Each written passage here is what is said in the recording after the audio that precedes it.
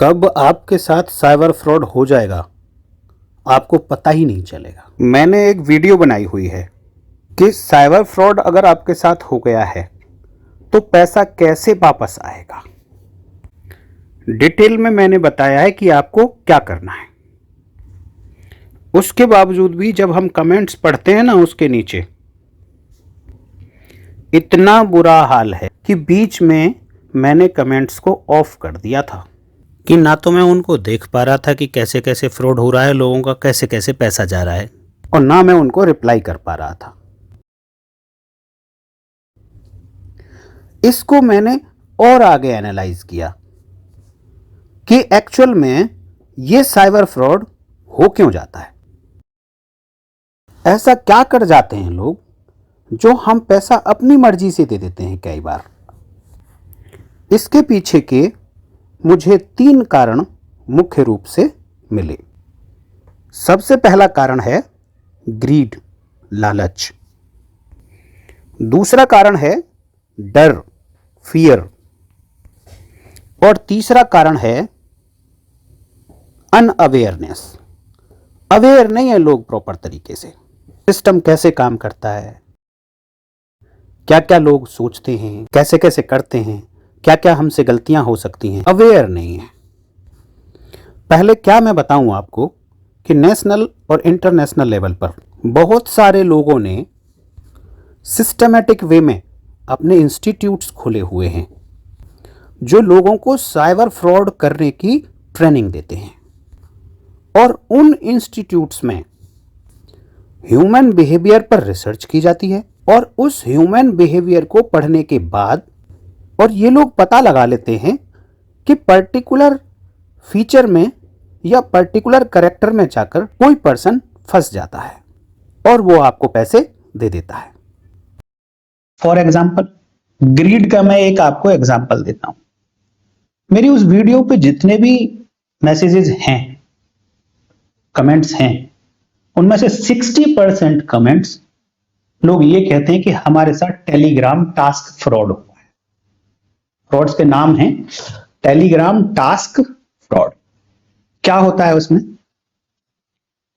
एक बहुत छोटा सा टास्क आपको दे दिया जाएगा और कहा जाएगा कि आप इस टास्क को पूरा करके हमें भेज दो तो हम आपको 500 रुपए दे देंगे।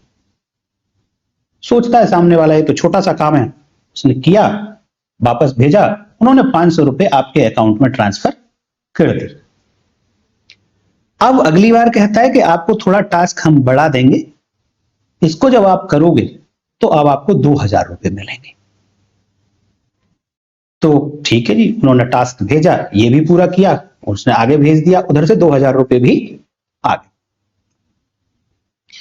अब कहता है कि आप अच्छा काम कर रहे हैं तो हम आपके टास्क को और बड़ा कर सकते हैं, बट उसमें आपको, क्योंकि बड़ा अमाउंट है, तो पहले आपको सिक्योरिटी जमा करानी पड़ेगी।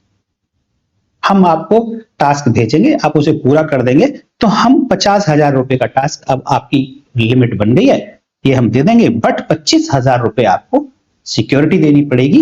ये सिक्योरिटी प्लस वो 50,000 जब आप टास्क पूरा करके दे देंगे तो आपको वापस मिल जाए। यहां पे वो आदमी 2 ट्रांजैक्शन सक्सेसफुल होने के बाद ट्रस्ट कर लेता है सामने वाले के ऊपर कि everything is going in right way. ये ट्रस्ट करने के बाद अब उसने 25,000 रुपए दे दिए आगे वाले को और उधर से टास्क आ गया। इन्होंने टास्क पूरा किया, वापस भेज दिया। अब इस पर्सन को इंतजार है कि 25 और प्लस वो जो 50,000 रुपए का टास्क है, 75,000 रुपीज मेरे पास आने वाले। बट वो सामने वाला क्या कहता है? यहां ह्यूमन बिहेवियर काम करता है। ह्यूमन टेंडेंसी है कि अगर आपका पैसा एक बार फंस गया तो आप उसे निकालने के लिए आप और पैसा दे देते हैं। अब यहां पे वो बंदा कहता है कि आपने टास्क सही भेजा है, आपका काम पूरा हो गया है, बट पैसे ट्रांसफर करने में थोड़ा सा कुछ अभी टाइम लग रहा है, तब तक हम आपका 1 लाख रुपए का टास्क और भेज देते हैं, उसकी सिक्योरिटी फिर 25,000 रुपए है, आप तब तक वो भी करके भेजो, टोटल पैसा हम आपका इकट्ठा भेज दें। सोचता है चलो ये भी कर लेते हैं। इस तरीके से धीरे धीरे धीरे धीरे उसका पैसा 25 से 50 जाता है, 75 जाता है, 1 लाख जाता है और जाता रहता है। लेकिन उसके बहाने जरूर हो जाते हैं। अब वो उसने केवल 500 दिए, 2000 दिए, इसके आगे अब वो कोई पैसा नहीं देता है, वो सिर्फ लेता ही लेता है। और ये आदमी इस उम्मीद में कि मेरा इकट्ठा होके आ जाएगा, विद सिक्योरिटी आ जाएगा, ये देता रहता है। फाइनली जब लास्ट में जाकर उसे समझ आता है कि मेरे साथ तो फ्रॉड हुआ है, जब तक वो कई सारी इंस्टॉलमेंट्स में पैसा दे चुका होता है। इस फ्रॉड में हुआ क्या? अपनी मर्जी से पैसा दिया है आपने, उसने सिर्फ चतुराई दिखाई है सामने वाले। तो यहां लालच था कि हमने 2 ट्रांजैक्शन हमारे पास आ गई, 500 रुपए की, 2000 रुपए की, हमने ट्रस्ट 25,000 रुपए का कर लिया। ये ट्रस्ट का फायदा उठा के ना क्रिमिनल्स साइबर फ्रॉड कर जाते हैं। अब मैं आपको एक एग्जांपल देता हूं डर का। तो यहां सीखने वाली बात क्या थी, पहले ये मैं बताऊं। सीखने वाली बात ये थी कि भाई आप लालच में ना आए, काम करने के तरीके आप प्रॉपर काम करें, किसी को कोई सिक्योरिटी ना दें। आपके पास 2500 रुपए आ गया था, आप उस पर संतुष्ट करो। कोई अगला क्रिमिनल आपको फिर अप्रोच करेगा, उसके 2500 रुपए आप फिर लूट लेना, बट अपने पॉकेट से एक भी पैसा उसको पे नहीं करना है। ये ध्यान रखना। अब मैं डर की बात दिखाता हूं आप लोग। अगली ह्यूमन टेंडेंसी है कि अगर आपने कोई गलत काम कर दिया है और इसकी इंफॉर्मेशन किसी दूसरे के पास है, सपोज आपने कोई, भगवान ना करे, गलत काम कर दिया, उसकी कोई वीडियो मेरे पास है, मेरे पास कोई एविडेंस है, कोई भी इंफॉर्मेशन मेरे पास है, तो मैं आसानी से आपको ब्लैकमेल कर सकता हूं कि ये वाली इंफॉर्मेशन मैं तुम्हारे घर वालों को दे दूंगा, ये वाली इंफॉर्मेशन मैं तुम्हारे फ्रेंड्स के साथ शेयर कर दूंगा, मैं पुलिस को बता दूंगा और तुम फंस जाओ, अदरवाइज तुम मुझे कुछ पैसे दे दो। इस डर का, ये दूसरी ह्यूमन टेंडेंसी है डर वाली, इसका फायदा उठाते हैं। और जनरली क्या होता है, आप रूटीन में एक बात देखिए कि जिस पर्सन का कॉन्टैक्ट नंबर आपके फोन में सेव नहीं है, क्या वो आपको कभी वीडियो कॉल करेगा? कर सकता है कि उसने कोई नया नंबर लिया है, आपका जानकार है, उसके पास आपका नंबर सेव है, हो सकता है कि वो वीडियो कॉल कर ले, बट जनरली नॉर्मल कॉल करेगा।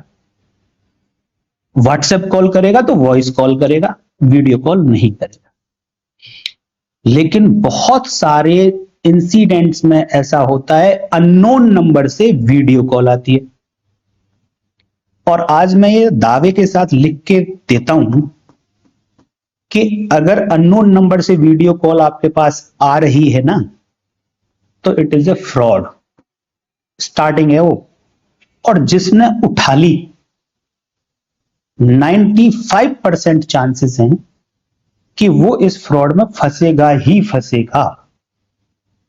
अननोन नंबर से वीडियो कॉल आ रही है, साइबर फ्रॉड हो रहा है, और अगर उठा ली वो वीडियो कॉल, 95% चांस है कि आप उस फ्रॉड में फंस गए, उठाते ही फंस गए।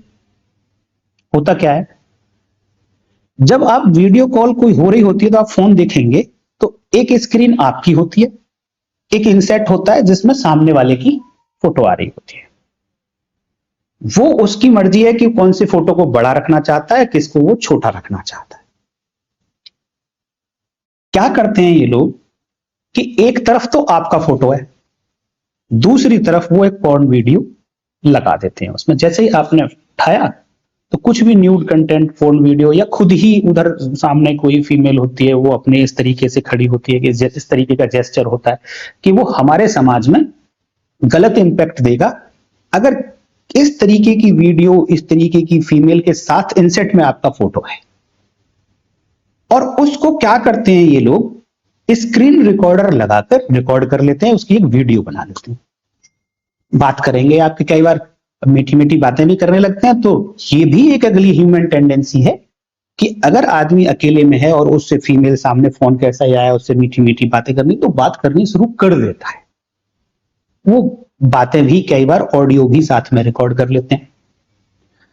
अब थोड़ी देर बाद वो फोन काट देंगे और वो जो वीडियो रिकॉर्ड हुई इसको आपके व्हाट्सएप नंबर पर शेयर करेंगे कि हमारे पास आपकी एक ये वीडियो है, इसे हम आपके इंस्टाग्राम, आपके फेसबुक, आपके ये और आपके घर वाले, आपके उनको सबको हम शेयर करते हैं। और जैसे ही ये मैसेज आता है, अब उसका माइंड हो जाता है ब्लॉक। अब वो सोच नहीं पाता, और सोच तो पाता ही नहीं, और इससे भी बड़ी गलती करता है कि वो किसी का शेयर ही नहीं करता। इस बात को किसी के साथ शेयर नहीं करता है कि मेरे साथ ऐसा हो गया है और ऐसे ऐसे मेरे से पैसा मांग रहे हैं। तो पहली बार जान बचाने के लिए वो थोड़ा पैसा मांगते, वो थोड़ा पैसा दे देता है। जब उन्हें लगता है कि हाँ इसने पैसा दे दिया, देन वो समझ जाते हैं कि ये हमारा असली शिकार है और ये लास्ट तक चलेगा, लॉन्ग लास्ट चलेगा। तो उससे फिर और पैसा मांगते हैं, फिर और पैसा मांगते हैं, फिर और पैसा मांगते हैं। वो कर्जे भी लेता है, वो इधर से भी लेता है। कई इंसिडेंट में थकने के बाद लोगों ने सुसाइड तक भी किया है। तो ये था एग्जाम्पल डर का, कि उन्होंने वो ह्यूमन टेंडेंसी जो डर वाली होती है, आदमी डर जाता है, तो वो डर गया। अगर आप डर गए तो अब वो बिल्कुल एकदम सेफली और बड़े आराम से आपके साथ फ्रॉड करता है। इससे बचें कैसे? सबसे पहली बात कि जब भी अननोन नंबर से कॉल आए तो ये आपको भी पता होना चाहिए, आपके कलीग को पता होना चाहिए, आपके फैमिली मेंबर्स को पता होना चाहिए, सभी फ्रेंड्स को पता होना चाहिए, स्पेशली घर में बच्चों को जरूर पता होना चाहिए कि अगर कभी भी अननोन नंबर से वीडियो कॉल आ रहा है वो उठाना ही नहीं। काजल की कोठरी है, उसमें जाना ही नहीं। कोई यूं कहे कि मैं बहुत चतुर हूं और काजल की कोठरी में जाऊंगा और चतुराई से बच के निकल जाऊंगा, कोई दाग नहीं लगेगा, वो वहां से बच सकता है चतुराई से। वीडियो कॉल उठाने के बाद अगर उसे पर्सनल एक्सपीरियंस नहीं है वो बच नहीं सकता। तो सबको समझा दो, सबको पढ़ा दो, अननोन नंबर से वीडियो कॉल अगर आती है कभी उठानी ही नहीं है। लेकिन प्रॉब्लम क्या है? Further human tendency. कई बार आपको पता ही नहीं चलता कि ये कॉल वीडियो कॉल है या ये ऑडियो कॉल आ रही है। कई बार बिना सोचे समझे हम उठा देते हैं, कॉल आ रही है, देखते ही नहीं है किसकी आ रही। तब क्या करो? तब तो आप फंस गए, तब तो आपकी वीडियो बन गई। अब आपको तब पता चलेगा जब वो आपको वीडियो बनाकर शेयर करेगा कि अब मेरे साथ खेल होने वाला है। कि क्राइम जैसे पहले होते थे आज भी वैसे ही होते हैं। केवल और केवल जो कांटेक्ट करने का तरीका था, जो कम्युनिकेशन करने का तरीका था, केवल वो चेंज हुआ है। बाकी बेसिक जो क्राइम का है, जो पहले था आज भी वही। सिंपल, केवल और केवल कम्युनिकेशन और कांटेक्ट करने का तरीका चेंज हुआ है। कोई भी ऑफेंस बिना कांटेक्ट किए नहीं हो सकता। ये बेसिक है, ये फंडामेंटल है किसी भी क्राइम का। और जो समझदार लोग होते हैं ना, वो क्या करते हैं, हर बीमारी की जड़ बेसिक में ढूंढते हैं, फंडामेंटल में ढूंढते हैं। अब मैं इसी बात को अगर आपके ऊपर छोड़ूं, आप एक लेमैन हैं और एक साधारण बुद्धि के आदमी हैं, और उसको मैं ये बता दूं कि जो क्राइम होगा विदाउट कांटेक्ट नहीं हो सकता, लेकिन आप फंस गए, फिर आप बचना भी चाहते हैं, तो क्या करना चाहिए? केवल और केवल कांटेक्ट को ब्रेक कर देना चाहिए। भाई वो पैसा आपसे ले रहा है डराकर, डरा क्यों पा रहा है? क्योंकि वो आपसे कांटेक्ट कर पा रहा है। पहले फिजिकली कांटेक्ट करता था पहले जमाने में, आज के जमाने में ऑनलाइन कांटेक्ट हो रहा है, डिजिटल मीडियम से कांटेक्ट हो रहा है, बट स्टिल कांटेक्ट कर पा रहा है। अगर आपने वो कॉन्टैक्ट ब्रेक कर दिया तो वीडियो बनने के बावजूद भी आप बच जाएंगे, और अगर आपने कॉन्टैक्ट ब्रेक नहीं किया तो आप जितनी मर्जी ताकत लगा लेना, आप बच नहीं पाओगे। आप पैसा उसको देते जाओगे, देते जाओगे, देते जाओगे और खाली हो जाओगे। तो कॉन्टैक्ट को ब्रेक करने का तरीका है कि जिस नंबर पे वो आपको कॉन्टैक्ट कर रहा है, simple and simple and simple, for 7 days switch it of completely. 7 दिन के लिए स्विच ऑफ करके इधर रख दो, किसी दूसरे फोन से अपना लोगों से कांटेक्ट करो। आपको लगता है कि नहीं, ये 7 दिन तक स्विच ऑफ नहीं रख सकता, तो स्विच ऑफ रखो। आपको कॉल करनी है, आप उतनी देर के लिए ऑन करो, अपना कॉल करो, फिर स्विच ऑफ। बेसिक बात कि आपको वो कांटेक्ट जो फ्रॉडस्टर आपसे कर पा रहा है वो नहीं होना चाहिए। अगर कांटेक्ट नहीं होगा, आपको डरा नहीं पाएगा, डरा नहीं पाएगा तो आपसे वो पैसे नहीं ले पाएंगे। इग्नोरेंस, तीसरी ह्यूमन टेंडेंसी। 2 हमने देख लिया, ग्रीड देख ली, बहुत सारे एग्जाम्पल हो सकते हैं, ये कोई एक एग्जाम्पल है ये तो, ग्रीड का या डर का या इग्नोरेंस का। इतने एग्जाम्पल हो सकते हैं कि हम और आप सोच भी नहीं सकते, क्योंकि एक आदमी है जो रिसर्च करने पे लगा है इसी बात के लिए कि लोग किस तरीके से गड़बड़ करते। जैसे इग्नोरेंस के मामले में मैं ले लेता हूं। इग्नोरेंस जो है ना, उसमें शौक में रह जाता है आदमी कि ये हो क्या गया, मैंने तो कोई गलती भी नहीं करी। आजकल इतना डिजिटल मीडियम आगे बढ़ गया है कि आप अपने फोन में टाइम टू टाइम कोई ना कोई लिंक रिसीव करते ही रहते हैं, आइदर एसएमएस के थ्रू, आइदर व्हाट्सएप के थ्रू और मेल के थ्रू और व्हाट्सएप जो भी, बट बहुत सारे लिंक आपको मिलते रहते हैं। अब जो फ्रॉडस्टर होते हैं, कोई भी बैंक ट्रांजैक्शन इंडिया में अगर आप देखेंगे तो उस बैंक ट्रांजैक्शन को करने के लिए एक ओटीपी की जरूरत पड़ती है। बिना ओटीपी के बैंक ट्रांजैक्शन इंडिया में पॉसिबल नहीं, और जब तक ओटीपी नहीं होगा तब तक फ्रॉडस्टर पैसा नहीं निकाल सकता, चाहे उसके पास जितने भी क्रीडेंशियल्स आपके बैंक के क्यों ना।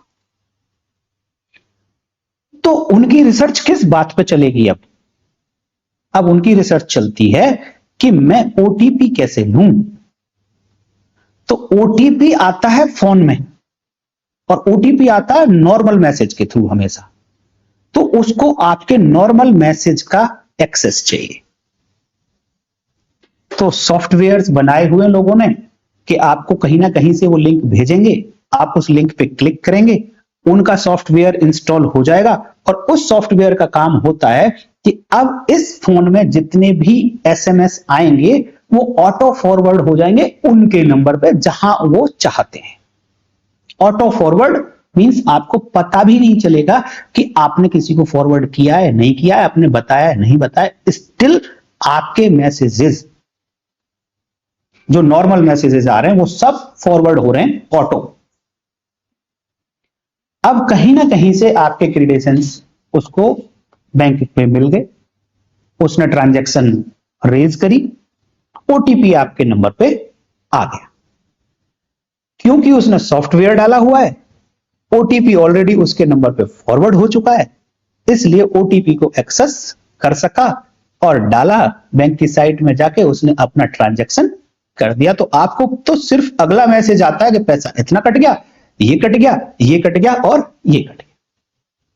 आप बैठे बैठे देखते रह जाते हो कि भाई ये क्या हो रहा है, समझ ही नहीं आता। जब तक कुछ समझ आता है तब तक पैसा तो बैंक से गया। तो ये क्या था? ये थी हमारी इग्नोरेंस। इस इग्नोरेंस को ना मेरे विचार से दूर नहीं किया जा सकता। ये इतने हाई लेवल की और इतने प्लान्ड वे में तैयारी करी जाती है कि आप इसको काउंटर नहीं कर पाएंगे until and unless you are a very smart person। और इंडिया में आप देख लो कि कितने लोग स्मार्ट हैं।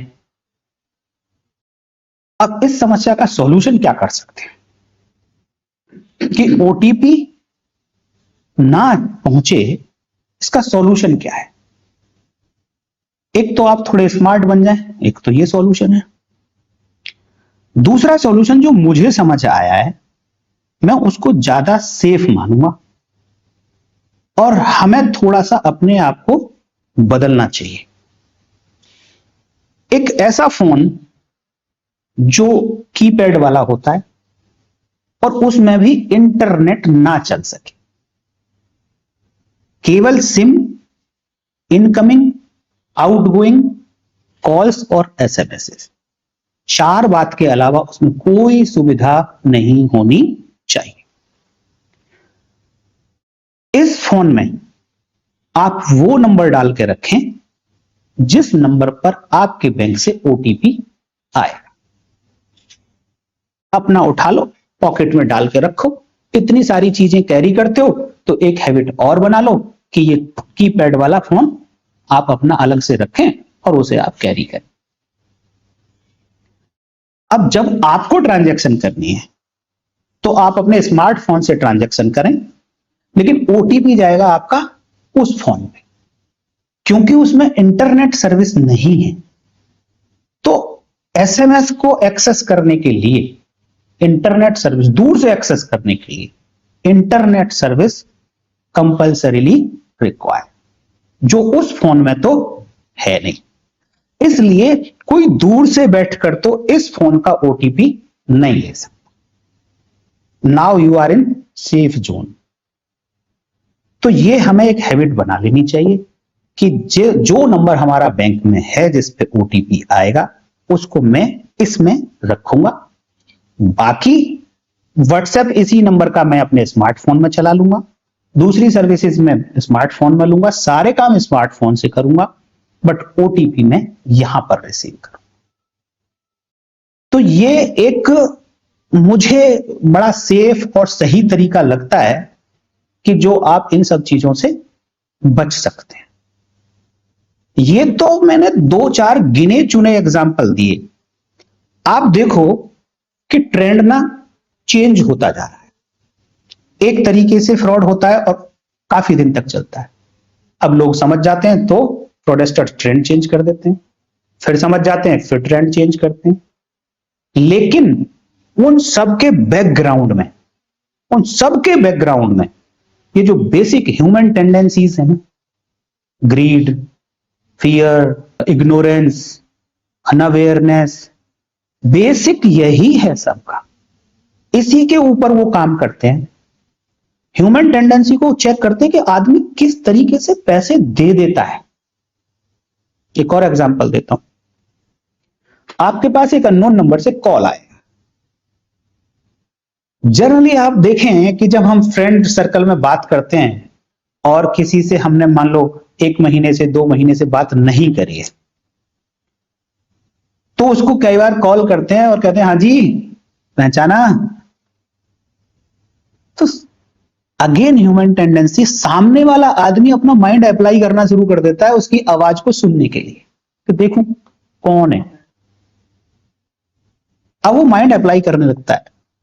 अब माइंड अप्लाई करते करते करते करते आपकी आवाज में अगर आप बोल रहे हैं तो मेरे किसी ना किसी जानकार के किसी शब्द को बोलने का तरीका मैच कर जाएगा। एक पर्टिकुलर वर्ड को आप भी वैसे ही बोलते हैं और मैं कह रहा दूसरा एक जानकार आदमी है उस पर्टिकुलर वर्ड को वो भी ऐसे ही बोलता है। पूरा का पूरा सेंटेंस हो सकता है कि अलग अलग बोलते हो, बट कहीं ना कहीं रिफ्लेक्शन आता है टोन में, पिच में, कि शायद ये वो है। तो वो ह्यूमन क्या कहता हाँ जी पहचाना कौन? तो उसे लगता है कि यार ये तो शर्मा जी बोल रहे हैं। अगर शर्मा जी बोल रहे हैं क्या, करे यार पहचान तो लिया चलो तुमने। साइबर फ्रॉडस्टर को इससे कोई मतलब नहीं कि तुम शर्मा जी बोल रहे हो ये बोलोगे, तुम वर्मा जी बोल रहे हो ये बोलोगे, या तुम कोई और बोल रहे हो ये बोलोगे। उसे उससे कोई मतलब नहीं है। उसे सिर्फ आपके मुंह से निकलवाना है कि आप ये बोल रहे हो क्या। वो हर क्वेश्चन पे बोलेगा हाँ मैं वही बोल रहा हूं। क्या होगा? एक विश्वास आ जाएगा कि सामने शर्मा जी हैं जो मेरे जानकार हैं।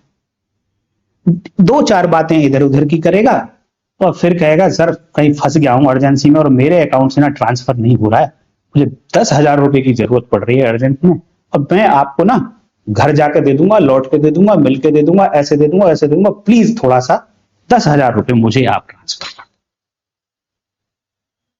सोचता है यार शर्मा जी यूं कहेंगे पहले इतने दिनों में तो मांग रहे हैं, यूं कहेंगे ले जरूरत पड़ी काम ही नहीं आया बंदा तो चल कर देता। उन्होंने भाई साहब ने 10,000 रुपए ट्रांसफर कर दिए। साइबर फ्रॉडस्टर का काम पूरा हो चुका है, बट आप उसके लिए एक शिकार बन गए हैं। अब वो आपसे उतना लेने की कोशिश करेगा जितना आप दे सकते हो। जब तक आप बेवकूफ बन सकते हो तब तक वो अब आपको बनाने की कोशिश करेगा सेम तरीके से। फिर कॉल आएगा, करे भाई साहब यार थोड़ी और जरूरत पड़ रही थी, प्लीज 10,000 और कर दो यार, मैं दे दूंगा। कई बार आदमी कर देगा, कई बार नहीं करेगा। कर दिए तो और 10,000 गए, नहीं करे तो कोई बात नहीं। क्या किया उसने साइबर फ्रॉडस्टर ने कि जो हमारी ह्यूमन टेंडेंसी है ना, किस तरीके से हम बिहेव करते हैं, किस तरीके से हम रिएक्ट करते हैं किसी के क्वेश्चन का, वो उसका फायदा उठाते हैं और इस पे ये पूरी रिसर्च करते हैं बाकायदा। और रिसर्च करने के बाद प्रैक्टिस करते हैं कि तुम ऐसा बोलो, मैं ऐसा बोलूंगा, चलो ट्रायल बेस पे शुरू कर देते हैं, कोई फंस भी रहा है नहीं फंस रहा है, इस वाले ट्रायल में ज्यादा फंस गए तो उसको हम कह देते हैं ठीक है अब इसको हम फॉर्मूला बना देते हैं, इस पे वर्क करते हैं और आगे। ट्रायल में नहीं फंसा कोई तो छोड़ दो, चलो इसको छोड़ो। स्कूल्स हैं, प्रॉपर स्कूल्स हैं। क्यों? आप स्कूल जाके करते क्या है? पढ़ाई किस लिए? नौकरी मिलेगी, पैसा कमाना है, जॉब मिलेगी, वो भी वही कर रहे हैं। उस स्कूल में जाके वो अपने 2 लैपटॉप लेके बैठ जाते हैं और अपना काम शुरू कर देते हैं।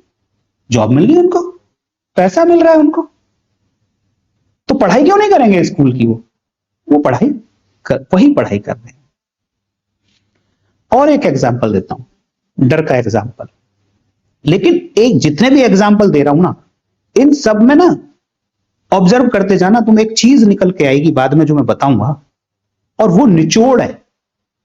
और वो निचोड़ अगर कोई समझ जाता है, मैं कह सकता हूं कि 95% वो आदमी साइबर फ्रॉडस्टर के चक्कर में नहीं आएगा। एक कॉल आएगा आपके पास, उस पर डीपी लगेगी होगी 3 स्टार वाले एसएचओ की, और वो बोलेगा कि हमने ना आपका बेटा पकड़ रखा है और ये रेप केस में बंद कर दिया है हमने, और मैं रिठाला पुलिस स्टेशन से बोल रहा हूं, और इसकी पब्लिक ने पिटाई लगा दी है, बहुत ज्यादा खून वून निकल रहा है, और आप फटाफट से आ जाओ। अब किसी के बच्चे को अरेस्ट कर लिया हो पुलिस ने, खून निकल रहा है, तो घबरा जाता है। अब उसको जो मेंटल स्टेटस है ना उसका, वो ऐसा हो जाता है कि डिसीजन लेने में उसे प्रॉब्लम आएगी। इसी सिचुएशन का फिर से वही मेंटेलिटी का फायदा उठाते हैं। फिर वो कहते हैं कि ठीक है हम छोड़ देंगे, लेकिन पैसे दे दो तो हम फटाफट से ना छोड़ छाड़ देंगे। कई चतुर लोग होते हैं, कहते हैं बात कराओ मेरी, तो कहते हैं बात करने की पोजीशन में नहीं है, ये रोए जा रहा है बस। तो किसी को तैयार करके रखते हैं दूसरे को, जो रोते हुए बात करता भी है, बट ऐसा फंसा लेते हैं कि वो कहता है कि भाई आप छोड़ दो, बच्चे को बंद मत करना, आप बताओ कितने पैसे चाहिए, मैं आपको अभी अकाउंट में दे रहा हूं। वो पैसे ट्रांसफर कर देता है। यहां अगर आदमी थोड़ी सी सूझबूझ दिखाए, थोड़ी सी, यार देखो आपका बच्चा घर से बाहर गया है, तभी आपको विश्वास हुआ है कि बच्चा शायद किसी के पास हो, तो उसका फोन काटो, अपने बच्चे को कॉल करो अपने नंबर पे। जब आप अपने बच्चे को कॉल करोगे, 2 ही बातें होंगी, या तो उसका फोन मिल जाएगा, उससे बात हो जाएगी, या नहीं होगी। अगर उससे बात हो गई तो आपका बच्चा कहां है, सेफ है, पुलिस के पास है, नहीं है, तो आपको पता चल जाएगा कि मेरे साथ कोई गेम खेल रहा है, तो आप फ्रॉड में नहीं फंसेंगे। दूसरी बात यार, कौन पुलिस अकाउंट में पैसे लेती है भाई? हाँ जी, कौन पुलिस अकाउंट में पैसे लेती है? इतनी सी बात पब्लिक को समझ नहीं आती, कहते हैं अकाउंट में फटाफट से पैसे ट्रांसफर कर दो। उन्हें वही समझ जाना चाहिए कि यार ये फ्रॉड है, ये कोई पुलिस नहीं है भाई। डीपी तो कहीं से भी उठा के किसी को लगा। लेकिन पहले जो झटका दिया, उस झटके ने क्या किया असर माइंड पे, कि जो सोचने की शक्ति थी, एनालिसिस करने की पावर थी, वो सब ब्लॉक कर दी। ये कब कर पाते हैं? ये लोग पहले रिसर्च करते हैं कि हमें अंजाम देना कैसे है, पहले कौन सा सेंटेंस बोलना है, बाद में कौन सा बोलना है, और किसके पीछे पैसा मांगना है। सब प्लान होता है, बाकायदा रिसर्च के बाद ये एक पूरा प्लान डेवलप करते हैं, देन ये फिर आगे प्रोसीड करते हैं। मैं ऐसे बहुत सारे एग्जाम्पल आप लोगों को बता सकता हूं, लेकिन एग्जाम्पल बताना इंपॉर्टेंट नहीं है, क्योंकि आज ये एग्जाम्पल है, कल को कोई और होगा, परसों कोई और होगा, तरसों कोई और होगा। तो जो फ्यूचर में आने वाला प्लान है वो तो मैं आज नहीं बता सकता ना, लेकिन फ्यूचर वाले प्लान के भी फंडामेंटल में, बैकग्राउंड में केवल और केवल दो बातें। एक ह्यूमन टेंडेंसी, जो मैंने 2 3 4 बातें बताई, ग्रीड होगी, डर होगा, इग्नोरेंस होगी, अनअवेयरनेस होगी, और सबसे बड़ी बात जो कंपल्सरी होगी, आप जितने भी एग्जाम्पल पीछे मैंने ये बताए, इनमें अगर आप चेक करें तो इसमें एक अननोन नंबर है ना, ये बहुत इंपॉर्टेंट है। हर बार जब भी कांटेक्ट हो रहा है, जब भी आपका कांटेक्ट होगा, हर बार अननोन नंबर से हुआ है। कभी भी नोन नंबर जो आपके कांटेक्ट लिस्ट में है, आज तक आपके साथ उसने फ्रॉड, साइबर फ्रॉड नहीं किया और ना ही करेगा। तो बेसिक जो है शुरुआत, जब भी आपके फोन पर अननोन नंबर से कॉल आए तो आप 50% मान लो कि मैं कहीं साइबर फ्रॉड का शिकार हो सकता हूं। आधी बात 50%। अब ये 100 कब हो जाती है? 50% आपके पास अननोन नंबर से कॉल आई, आप तैयार हो जाओ, माइंड प्रिपेयर कर लो कि इसमें से 50% चांसेस हैं कि मेरे साथ साइबर फ्रॉड हो सकता है। लेकिन ये 100% कैसे होगा? अननोन नंबर से बात करते सामने वाला आदमी थोड़ी ही देर में पैसे पे जंप कर जाएगा, थोड़ी देर में पैसे पे जंप कर जाएगा। तो फॉर्मूला है आज की डेट में साइबर फ्रॉड का, unknown number plus money talk equal to cyber fraud. Unknown number से फोन आया, पैसे की बात शुरू हो गई, 100% साइबर फ्रॉड शुरू हो गया है। अब ये डिपेंड करेगा आपके ऊपर कि आप उसमें फंसेंगे या नहीं फंसेंगे। अगर ये फॉर्मूला आपने रटा हुआ है, ये फॉर्मूला आपने अपने रिलेटिव्स, फ्रेंड्स, कलीग्स सबको बताया हुआ है कि अननोन नंबर के साथ बात करते करते सामने वाला आदमी अगर पैसे पे आ जाए तो वो फ्रॉड की शुरुआत हो गई है। फोन को उसी समय आपने कट कर देना विदाउट एनी अदर डिसीजन। उससे बात नहीं करनी है। क्यों नहीं करनी है? फिर से काजल की कोठरी वाली कहानी नहीं करनी, बिकॉज हाईकोर्ट के जज साहब फंस सकते हैं बातों में। तो आप कौन सी खेत की मूली हैं, आपको भी वो बातों में फंसा लेगा। इसलिए जैसे ही अननोन नंबर वाला पर्सन आपसे पैसे की बात करने लगे तो आपने फोन कट कर दो और उस नंबर को ब्लॉक कर दो। तो ये कुछ तरीके हैं जिनके कारण साइबर फ्रॉड्स हो रहे हैं। तरीके और बहुत सारे आएंगे, बट अगर ये 4 5 बेसिक बातें आपने माइंड में बैठा रखी हैं, अपने माइंड को आपने ट्रेन किया हुआ है कि जरूरत पड़ने पे ये फटाफट से निकल के आ जाएंगी, तो आप साइबर फ्रॉड से बच जाएंगे।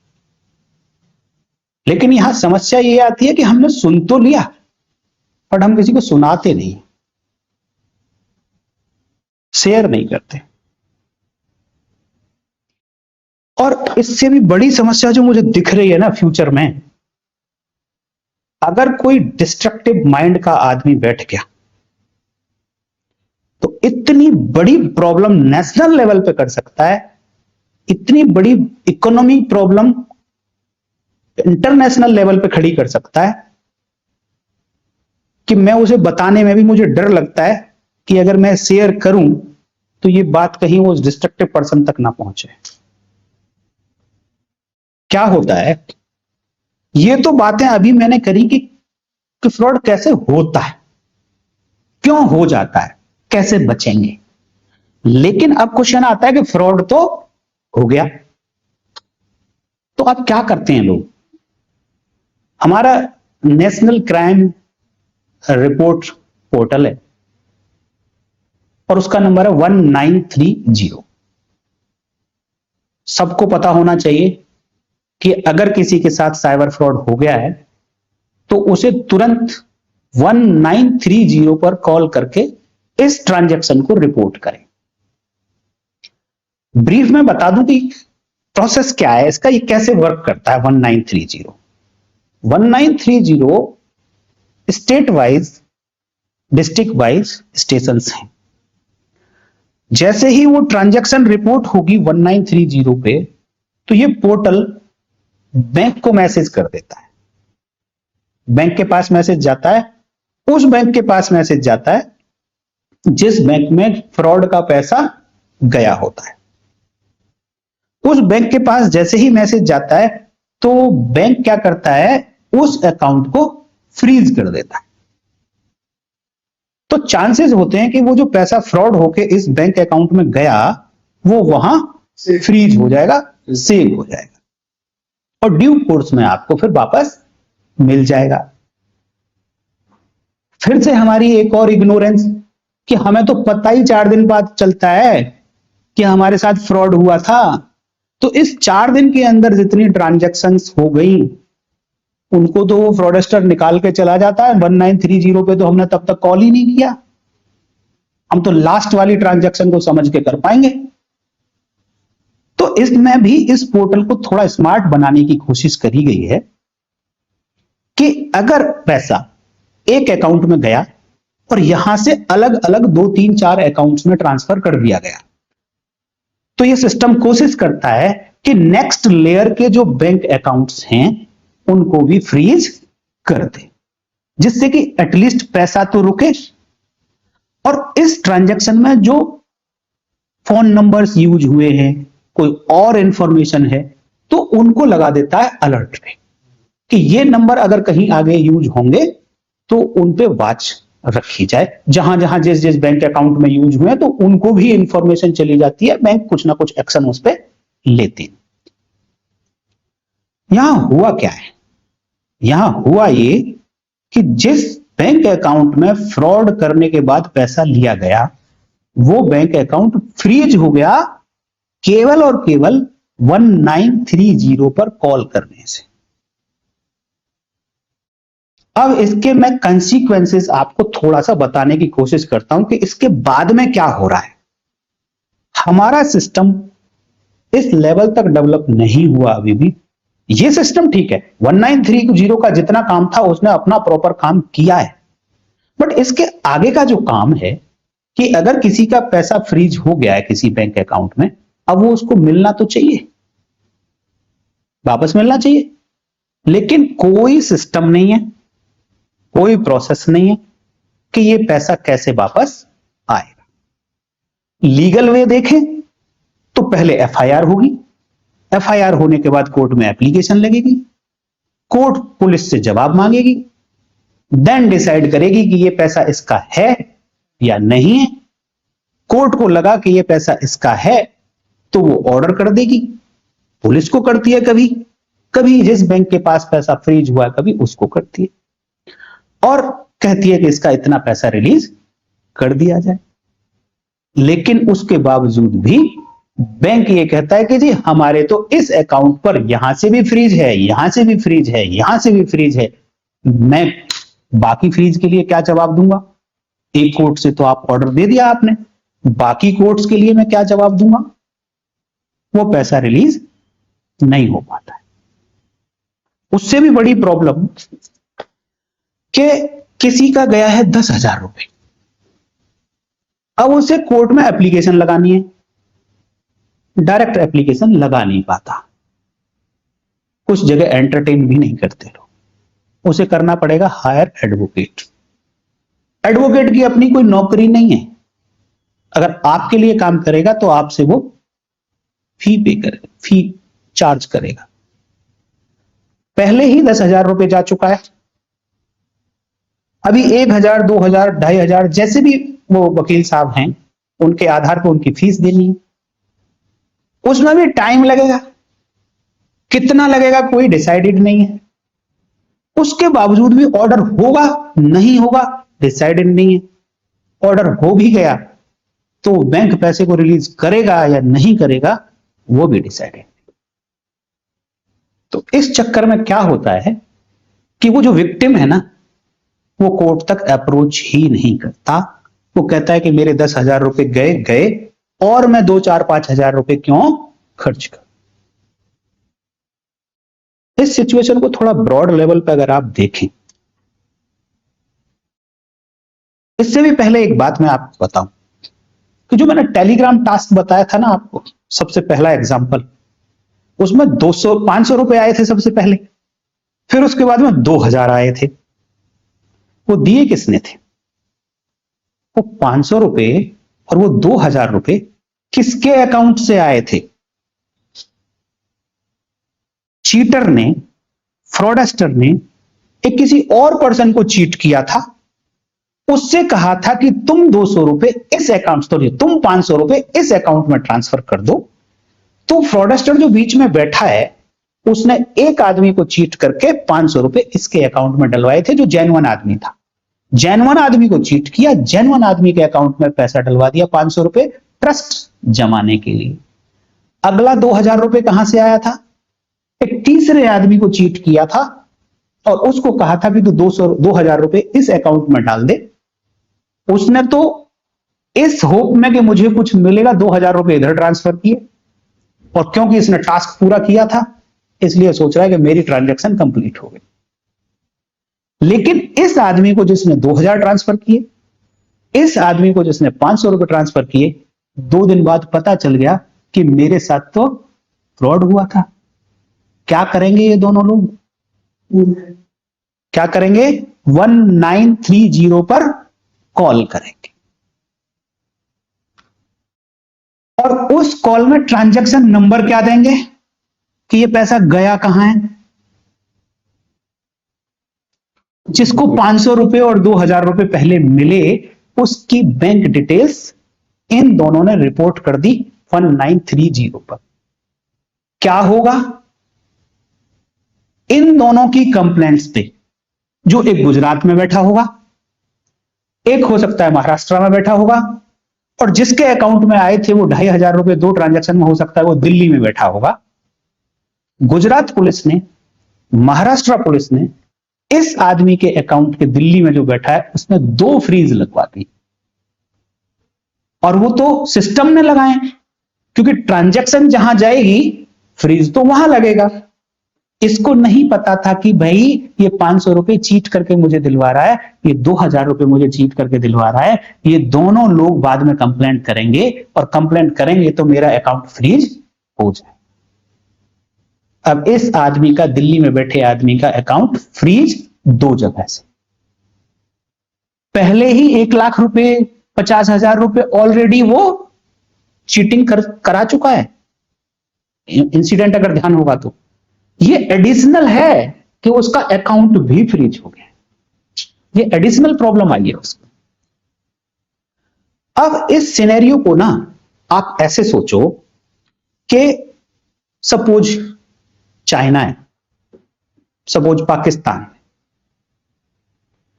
ये जो फ्रॉडस्टर था जिसने 500 रुपए यहां से ट्रांसफर कराए, 2,000 यहां से ट्रांसफर कराए, 2,500 रुपए इस आदमी के अकाउंट में दिल्ली में ट्रांसफर कराए, क्यों कराए? क्योंकि उसको इस आदमी से कुछ 1 लाख रुपए चाहिए थे जो उसने ठग लिए। उसे 1 लाख रुपए चाहिए थे, उसको मतलब नहीं कि दिल्ली वाले के अकाउंट में महाराष्ट्र से पैसा जा रहा है, गुजरात से जा रहा है या कहीं से भी जा रहा है, उसे मतलब मुझे मिलना चाहिए था जो उसने इस दिल्ली वाले आदमी से ले लिया है। अगर यही पैसा इस फ्रॉडस्टर को चाइना दे दे, यही पैसा इस फ्रॉडस्टर को पाकिस्तान दे दे और सिंपल बोले कि तुझे चीट करना है ए को और उसको बोलना है कि पैसे ट्रांसफर कर दे बी के अकाउंट में, तुझे चीट करना है सी को और उसको बोलो पैसे ट्रांसफर कर दे डी के अकाउंट, तुझे चीट करना है एफ को और उसको बोल पैसे ट्रांसफर कर दे ई के अकाउंट, और तेरा सुबह से शाम तक सिर्फ यही काम है। तुझे जो बदले में पैसे चाहिए थे वो पैसे मैं दूंगा। तो वो तो अपना जॉब कर रहा है, जॉब करता रहेगा, लेकिन रिजल्ट क्या आया? जिस जिसके साथ चीटिंग हो रही है वो हर आदमी क्या करेगा? एक दिन बाद, 2 दिन बाद, 4 दिन बाद 1930 पे कंप्लेंट कर देगा। इस कंप्लेंट से होगा क्या? जिन जिनके अकाउंट में पैसा गया था वो उनके अकाउंट फ्रीज, उन अकाउंट में भी अगर कोई फर्दर ट्रांजैक्शन करी थी उस दिन में, किसी को सब्जी वाले को कुछ पैसा दिया, किसी दुकान पर कपड़े वाले को कोई पैसा दिया, किसी परचूने की दुकान पर जाकर कोई पैसा दिया, तो वो भी फ्रीज। आप सोचो कि एक आदमी एक दिन में कितने अकाउंट फ्रीज करा सकता है? इतने अकाउंट फ्रीज अगर हुए, इकोनॉमी का क्या होगा? खुलेंगे कैसे? ये खुलने का कोई रास्ता नहीं है। बताया पहले एफआईआर करो। अब 10,000 रुपए के लिए पुलिस कहती है कि जी हमको क्या एफआईआर करें 10,000 रुपए के लिए? पुलिस तो कई बार 1 लाख रुपए के लिए भी एफआईआर भी करती। कह रहे जी कर रहे हैं, इन्वेस्टिगेशन कर रहे हैं, एफआईआर करती नहीं, कोर्ट में एप्लीकेशन नहीं लगेगी, बैंक अकाउंट डीफ्रीज नहीं होगा, डीफ्रीज नहीं होगा तो ट्रांजैक्शंस नहीं होंगे। अगर किसी डिस्ट्रक्टिव माइंड के आदमी के पास इस तरीके को वो अगर फॉलो करना शुरू कर दे तो जस्ट लाइक ए टेररिज्म एक बहुत बड़ी प्रॉब्लम किसी भी कंट्री के लिए खड़ी कर सकता है। प्रॉब्लम एक और प्रॉब्लम अभी अभी मेरे माइंड में आई कि ये दिल्ली का जो आदमी था, इसके अकाउंट में फ्रीज किसने लगाया? गुजरात की पुलिस ने, महाराष्ट्र की पुलिस ने। सपोज वहां एफआईआर दर्ज हो गई है, महाराष्ट्र, एक एफआईआर महाराष्ट्र में दर्ज हो गई, एक एफआईआर गुजरात में दर्ज हो गई।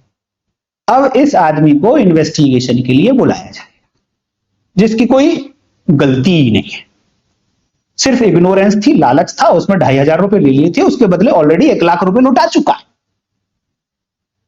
इतनी गलती है इसकी। अब क्या किया जाएगा? इस आदमी को गुजरात भी इन्वेस्टिगेशन के लिए बुलाया जाएगा, महाराष्ट्र में भी इन्वेस्टिगेशन के लिए बुलाया जाएगा, और अगर इसे अपना अकाउंट डीफ्रीज कराना है तो महाराष्ट्र की कोर्ट में एप्लीकेशन लगानी पड़ेगी और गुजरात की कोर्ट में एप्लीकेशन लगानी पड़ेगी। आप सोचो कि कितना बड़ा टास्क इस आदमी के लिए हो जाएगा कि ये क्या करे। इन सारी प्रॉब्लम्स को टैकल करने के लिए अभी कोई प्रॉपर सिस्टम नहीं है, और ऐसा क्योंकि अभी लोगों के साथ ना छोटा अमाउंट चीट हो रहा है, बड़ा भी हो रहा है, मैं ये नहीं कहता कि बड़ा नहीं हो रहा, बड़ा भी हो रहा है, but most of the persons के साथ छोटा अमाउंट चीट हो रहा है तो वो छोड़ रहे हैं। ठीक है, फ्रीज पड़ा है, पड़ा रहे, जो भी वो अपना रास्ता निकाल रहे हैं, लेकिन ये एक बहुत बड़ी समस्या है। अगर इसको समय रहते डील नहीं किया गया, बहुत बड़ा विकराल रूप ले सकती।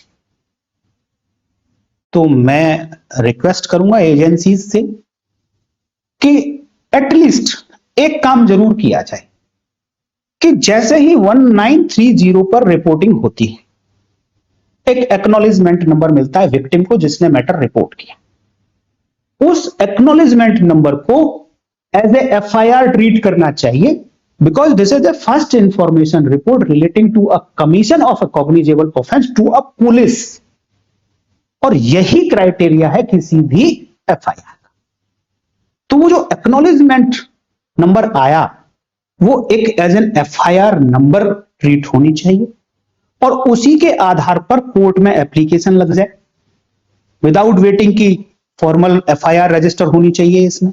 No need.